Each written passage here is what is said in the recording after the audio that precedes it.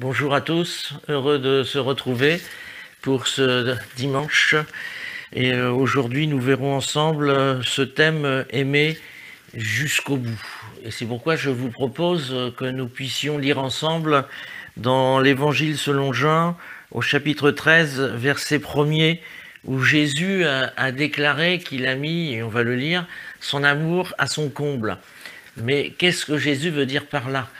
On parle aussi, quand on parle des couples, on va s'aimer jusqu'au bout, on va s'aimer à son comble. Alors on va lire le texte, je pense que vous avez eu le temps de trouver Jean chapitre 13, verset 1er. C'était juste avant la fête de la Pâque. Jésus savait que l'heure était venue pour lui de quitter ce monde pour aller auprès du Père. Il aimait les siens qui étaient dans le monde, il les aima jusqu'au bout. Amen. Aimer jusqu'au bout. Aimer au plus haut point. Alors j'ai voulu regarder la définition du mot grec parce qu'il me paraissait intéressant de savoir quelles étaient les traductions possibles. Eh bien, le mot grec veut dire fin, but, finir, sans cesse, arriver, mettre le comble, issue. Et le terme utilisé, donc le mot grec utilisé ici, veut dire que c'est une action qui est terminée. Ce n'est pas quelque chose à venir, mais quelque chose de terminé, un état en soi qui est là, présent, et qu'on n'a plus besoin de mettre en avant, ou plutôt de terminer. D'où les traductions dans la parole de Dieu, dans les traductions françaises, jusqu'au bout, comme celle que nous venons de lire. Une autre version dit au plus haut point. Et enfin, aussi à son comble, marque suprême, jusqu'à l'extrême ou l'extrémité. Alors, je crois qu'effectivement, Jésus, et nous en sommes tous conscients, nous avons tous, nous pensons, je pense tous à cela, c'est Jésus a mis le comble à son amour par le don de sa vie. Le verbe aimer, que Jésus, l'amour de Jésus, c'est accueillir, recevoir, aimer chèrement, et on parle en traduction aussi de ce verbe agapao, de se donner et de donner. Jésus, oui, a mis le comble à son amour et il n'a rien à prouver, il l'a prouvé justement en donnant sa vie sur la croix et en mourant pour chacun de nous, pour l'humanité. Il n'a pas regardé à sa vie, mais il s'est donné lui-même. D'ailleurs, il a pu dire, ce n'est pas vous qui prenez ma vie, c'est moi qui la donne. Il a aimé le premier. Il n'a pas attendu, Dieu n'a pas attendu, Jésus n'a pas attendu, et ils n'ont pas attendu que nous l'aimions, nous les aimions, mais ils nous ont aimé le premier. Dieu nous a aimé le premier en sorte qu'il a envoyé son Fils unique. Et Jésus ainsi a renoncé à toutes ses prérogatives. Il était Dieu, il s'est dépouillé. D'ailleurs, je vais lire le texte dans Philippiens, chapitre 2, verset 6, qui nous le rappelle jusqu'au verset 8. Lui qui, dès à l'origine, était de condition divine, ne chercha pas à profiter de l'égalité avec Dieu, mais il s'est dépouillé lui-même. Il a pris la condition du serviteur. Il se rendit semblable aux hommes en tout point, et tout en lui montrait qu'il était bien un homme. Il s'abaissa lui-même en devenant obéissant, jusqu'à subir la mort, oui, la mort sur la croix. Amen. Ainsi, nous voyons donc par ce texte cette confirmation que Jésus, oui, nous a aimé le premier, qu'il n'a pas regardé à ses prérogatives. Et c'est là encore une démonstration de son amour, parce que si on aime, on ne regarde pas ce qu'on est, on va se donner et donner. C'est ce que Jésus a fait. Il s'est dépouillé de sa divinité pour se revêtir d'humanité et mourir sur la croix ignominieuse. Mais je crois aussi que Jésus a prouvé son amour à son comble, bien sûr, donc par la croix, mais aussi sur sa vie sur la terre. Je constate quand je lis les évangiles qu'il a aimé ses contemporains pourtant incrédules. Souvenez-vous de cet épisode avec ce jeune homme riche qui s'approche de Jésus. « Bon maître, dois-je faire pour avoir la vie éternelle ?» Jésus lui répond, mais en pratique la parole de Dieu. Et tu aimeras ton prochain, tu aimeras ton Dieu, et tu aimeras ton prochain. Et cet homme dit, mais j'ai fait tout ça. Et pourtant, il te manque quelque chose, lui dit Jésus. Oui, ben, le problème de cet homme, c'est qu'il aimait plus l'argent, les richesses que Dieu. Et donc cet homme n'était pas en état de suivre Jésus, et pourtant il est écrit « Jésus l'aima ». Jésus l'aima.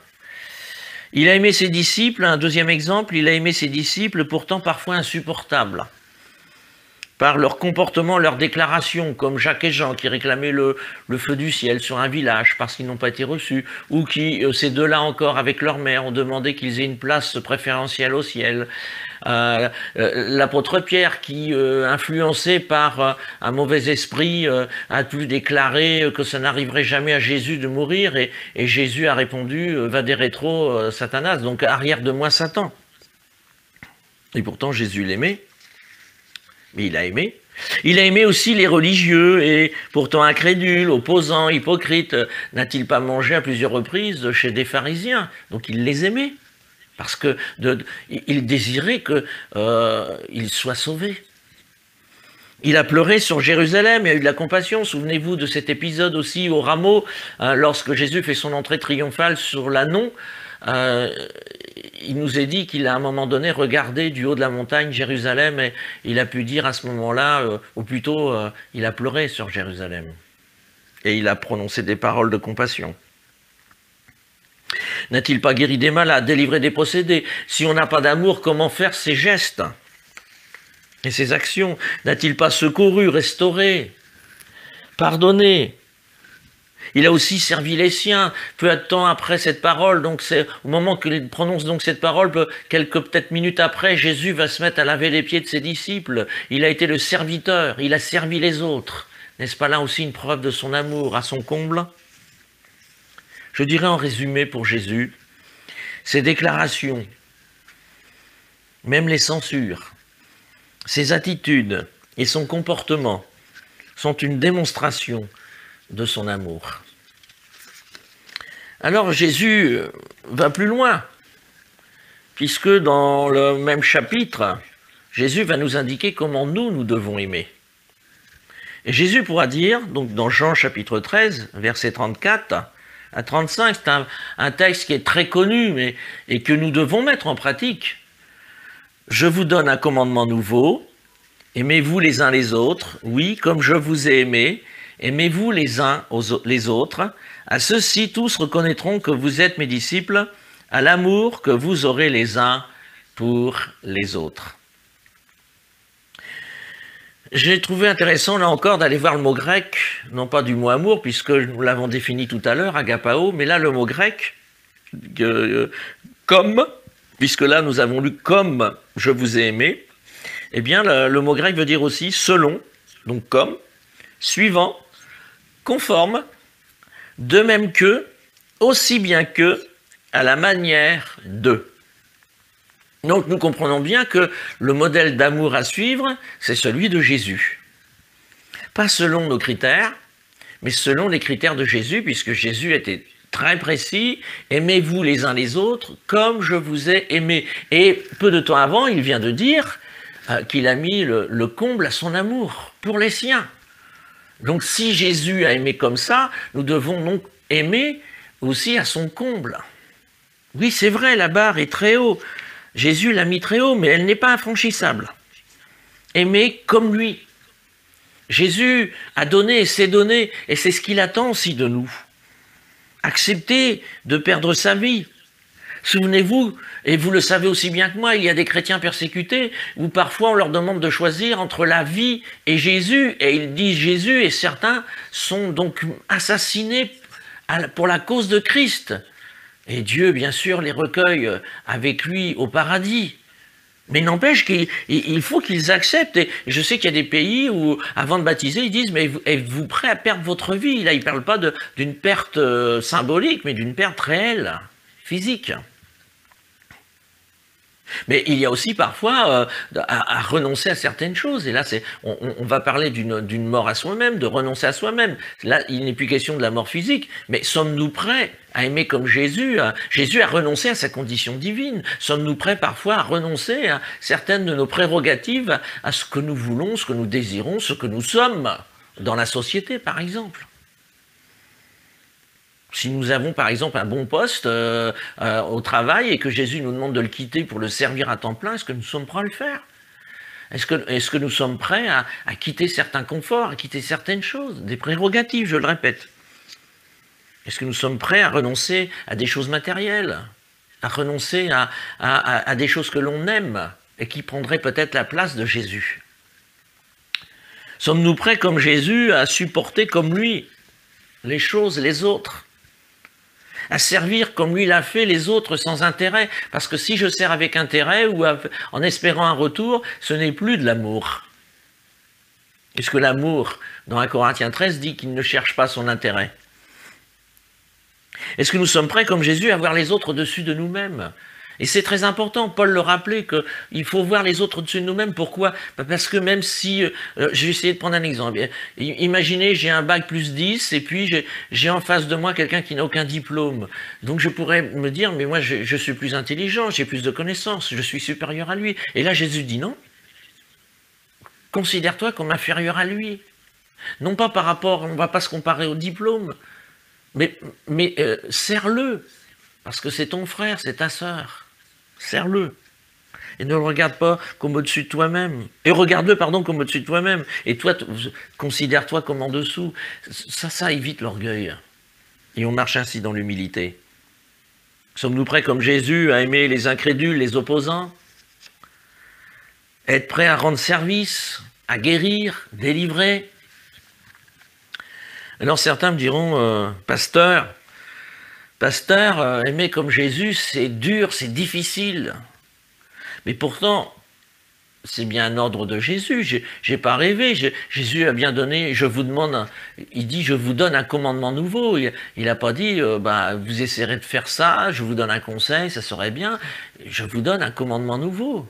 Donc si c'est un commandement, c'est qu'il faut le mettre en pratique. Et s'il faut le mettre en pratique, je pense que c'est pas impossible. Oui, c'est possible, mais pas par nous-mêmes. Et je pense que le piège parfois dans lequel nous tombons, c'est que nous voulons accomplir par nous-mêmes ce commandement. Or, c'est tout à fait impossible de le faire par nous-mêmes. Je vais vous dire quelque chose que j'avais déjà partagé il y a quelques années. Qui nourrit-on? L'homme ancien ou l'homme nouveau? L'homme ancien, c'est celui qui est irrégénéré, c'est celui qui vit dans le péché, c'est avant notre repentance et notre conversion. Mais si nous le nourrissons encore, eh bien nous allons pratiquer les œuvres de la chair, comme l'apôtre Paul le dit dans l'épître aux Galates. Par contre, si on nourrit l'homme nouveau, l'homme et la femme régénérés, pardonnés, sanctifiés, lavés de tout péché, celui qui est né de nouveau, eh bien c'est le fruit de l'esprit qui va faire son effet en nous. Et donc puisque le Saint-Esprit a fait sa demeure en nous, il est dit qu'il y a le fruit de l'esprit. Et donc si c'est le fruit de l'esprit, c'est lui qui le produit, mais il le produit en nous. Et ainsi on peut le pratiquer. Et je rappelle que dans le fruit de l'esprit, il y a l'amour. Et nous pouvons ainsi pratiquer ces choses. Et puis j'aimerais aussi ajouter que Jésus déclare quelque chose d'important quand il dit « Aimez-vous les uns les autres comme je vous ai aimé », il dit « À ceci tous connaîtront que vous êtes mes disciples ». Donc il y a une démonstration d'appartenance à Jésus. On voit que nous sommes ses disciples. Les autres chrétiens voient qu'on est un disciple de Jésus. Mais comment le voit-il? Je pense que ça vous est déjà arrivé. On ne se connaît pas tous, les chrétiens. Parfois, il arrive qu'on rencontre des chrétiens ailleurs, mais au départ, on ne le sait pas. Mais par contre, on voit les gens dans leur attitude et leur comportement. Et on s'aperçoit, tiens, je me demande s'il n'est pas chrétien, lui, ou elle n'est pas chrétienne. Et puis, la plupart du temps, c'est le cas. Mais parce qu'il y a un comportement différent. On reconnaît les disciples de Jésus. Et de même, les gens de ce monde, les non-chrétiens, les païens, doivent voir que nous sommes enfants de Dieu, que nous sommes disciples de Jésus, parce qu'on ne va pas avoir les mêmes attitudes. Hein. On se fait arrêter par la police, on ne va pas insulter le policier, et on ne va pas bougonner, râler après les autorités, même s'ils prennent des décisions injustes, parce qu'on est soumis aux autorités supérieures, comme l'apôtre Paul le rappelle. Et puis on les aime et on prie pour eux, pour elles. L'amour comme Jésus, donc, on le voit, est supérieur et différent de celui des autres. Ce n'est pas un amour religieux, ce n'est pas un amour comme les païens, non.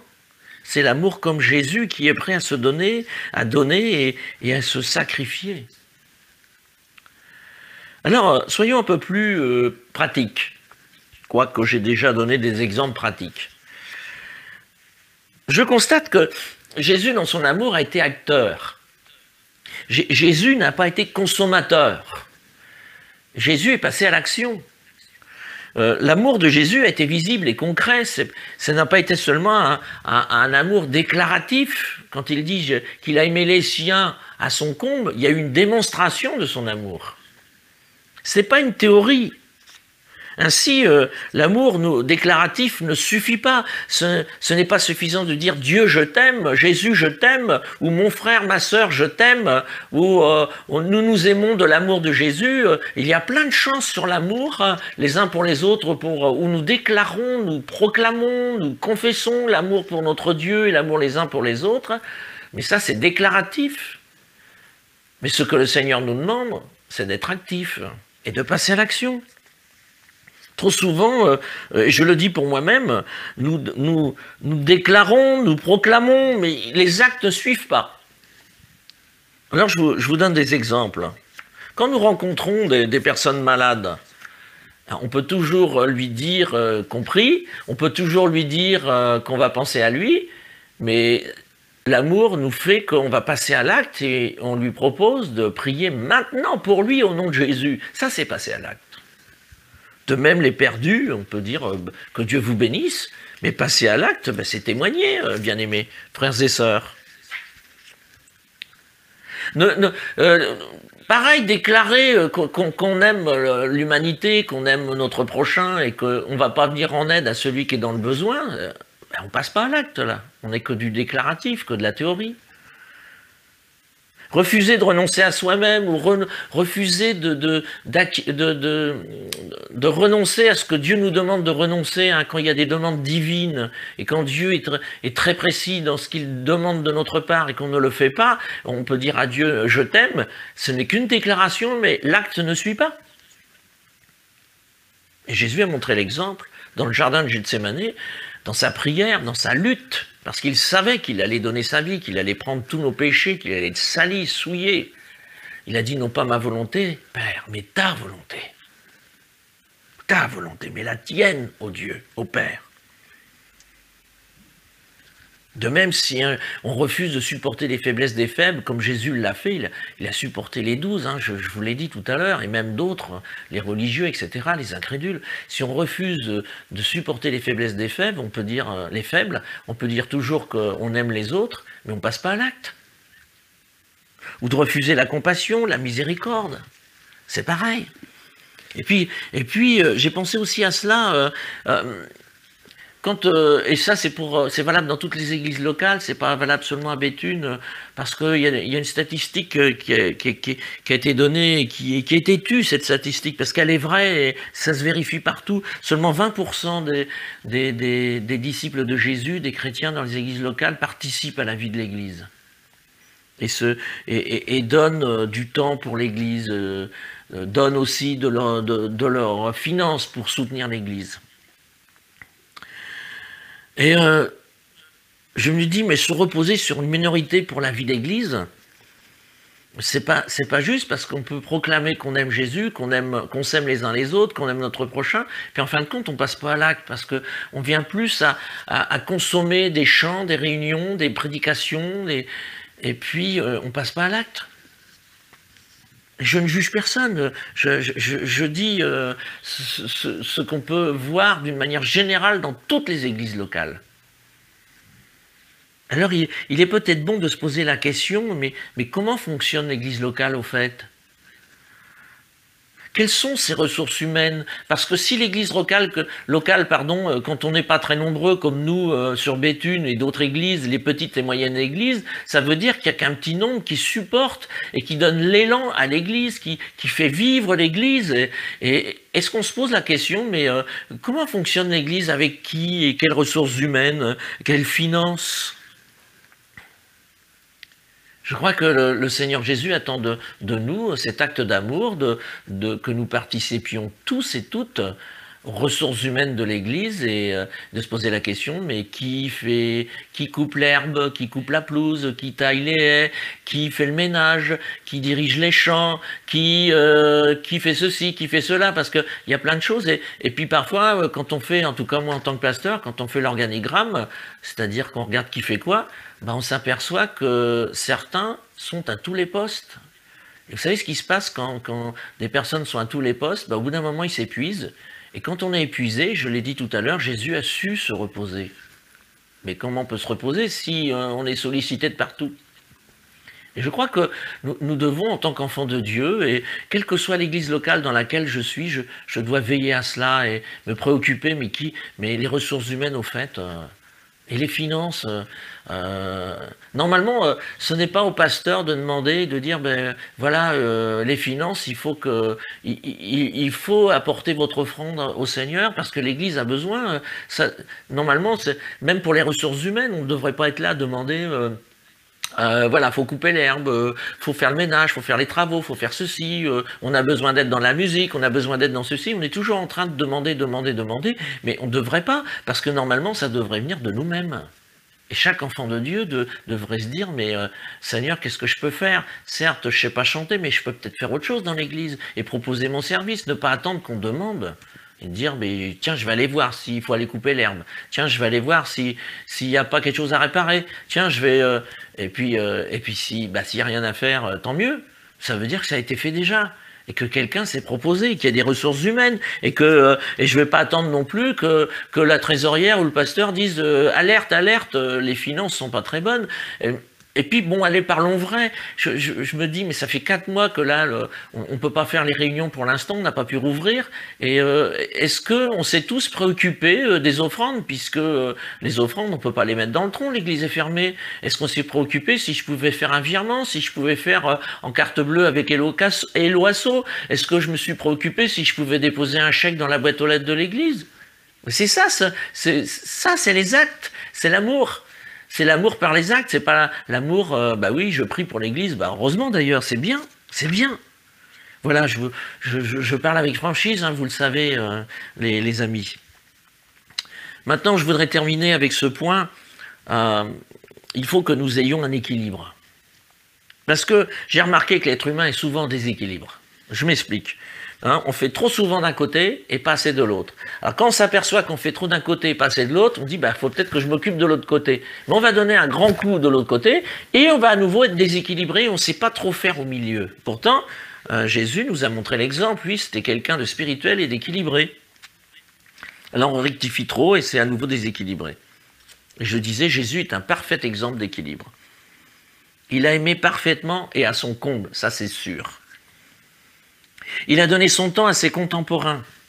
Il a su se montrer disponible. Et c'est ce que Jésus aussi attend de nous.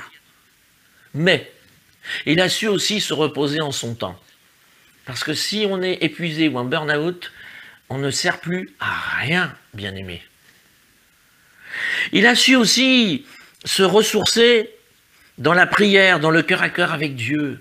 Mais si je ne suis pas ressourcé, si je n'ai pas d'intimité avec Dieu, avec mon Père, si j'ai pas de cœur à cœur, ben je vais être épuisé spirituellement. Qu'est-ce que je vais pouvoir donner si je ne reçois pas de la part de Dieu? Il faut que je puisse communiquer une parole de grâce. Donc j'ai besoin aussi de me ressourcer. C'est ça l'équilibre. C'est pas que l'activisme, c'est pas non plus la paresse. Hein, là, il y a, entre celui qui est super actif et celui qui est paresseux, il y a l'équilibre, il y a le milieu. Il a su passer du temps avec des amis. Je suis convaincu qu'il aurait voulu passer du temps avec ses frères, mais malheureusement, ses frères l'ont rejeté. Hein, on le découvre dans l'Évangile. Donc il avait des amis, peut-être qu'il les considérait comme sa famille, je ne sais pas. Mais ce que je sais, c'est qu'il est passé plusieurs fois à Béthanie, où il y avait Marie, Marthe et Lazare. Et d'ailleurs, quand là encore, on voit Jésus pleurer à ce moment-là, lorsque Lazare est dans le tombeau. Mais si on fait le vide autour de nous, pas un seul ami, on ne sera pas efficace dans le service. À qui vous allez témoigner à ce moment-là? Quel tissu relationnel vous allez avoir? Donc vous voyez, il y a un équilibre. Le Seigneur attend qu'on ait un amour à son comble, jusqu'en haut, jusqu'au bout, mais pas dans le déséquilibre. On va pas être ni dans la paresse, la nonchalance, ou être des consommateurs et puis on fait quasiment rien pour Dieu, et être à l'opposé des hyperactifs. Il y a un équilibre, il faut savoir prendre du repos, savoir passer du temps un peu aussi avec sa famille, savoir avoir notre priorité, c'est notre intimité aussi avec Dieu, parce que sans intimité, eh bien, on n'avancera pas dans la foi et dans l'amour. On a besoin de ces choses. Je conclus. C'est pourquoi elle donna aux siens qu'il aimait et qui étaient dans le monde une marque suprême de son amour pour eux. Je vous donne un commandement nouveau, aimez-vous les uns les autres comme je vous ai aimé, aimez-vous les uns les autres. Alors Jésus nous demande qu'on l'aime comme lui nous a aimés, sans dérèglement ni extrême, mes chers amis, c'est-à-dire sans fanatisme, ou sans religiosité, parce que quand c'est de la religiosité, il n'y a pas de réel amour. Dieu nous demande de nous donner et de donner, mais sans négliger le reste. Et sans négligence et nonchalance. Vous voyez bien que c'est un équilibre. Jésus a donné cet exemple à tous. C'est-à-dire que personne n'est exempté. C'est la vie de tout disciple de Jésus. Aimez-vous les uns les autres comme je vous ai aimé, c'est-à-dire à son comble, jusqu'au bout. Que Dieu vous bénisse, que Dieu nous bénisse tous et progressons ainsi dans cet amour.